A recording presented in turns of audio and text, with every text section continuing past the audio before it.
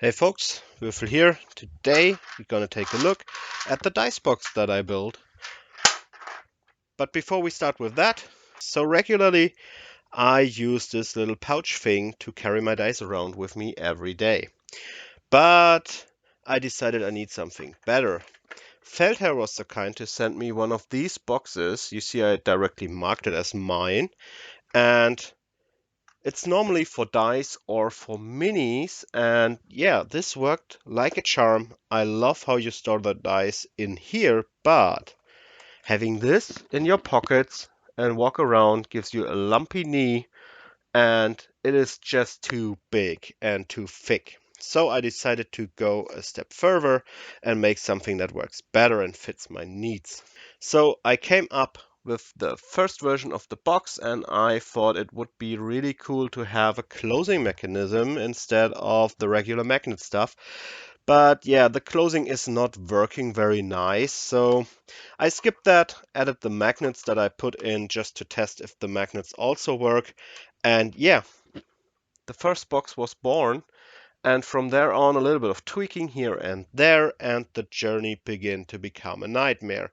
So this worked nicely, and then I moved on and switched the nozzle to a different size on my printer, and I started to print stuff out, and finally, and these are not all the boxes that got wrong, I ended up with a pile of stuff that didn't work. The flow settings are not properly dialed in. I tried using this to enclose the magnets right away during the printing, and yeah, it didn't work out as nice as I hoped it to be. And also, there's over extrusion in some areas, so the hinge is not working very well.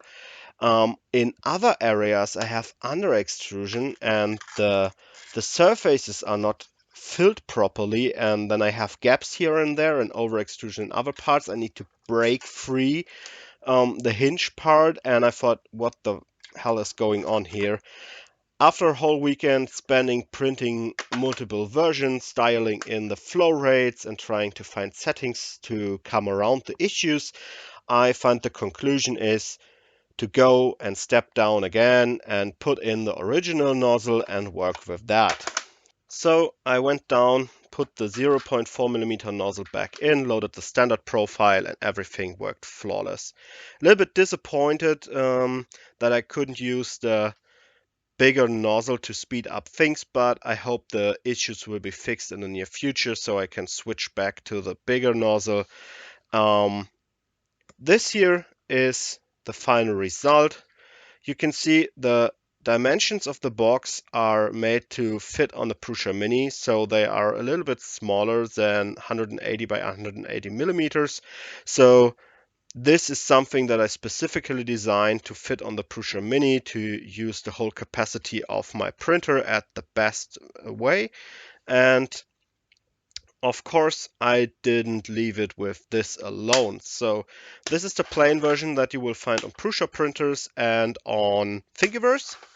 And then I also played around with some hex tiles. I mean, you know I love hex tiles, so I added hex tiles to the outer surface and made a color swap. So I just printed the first layer in this color, and you can see this leads to a nice hex pattern here, and then I swapped to a darker color, and I made that again a little bit later in the process. So when it starts with the chamfer here, I made another color swap and get back to the first color. So in the end, you have this nice tricolor look, and I think this makes some awesome parts here. So this will be the version available to my Patreons. The standard version will be available to everyone. And I'm not done with the project at all, so I guess there will be some different versions, maybe half the size, maybe with other patterns on.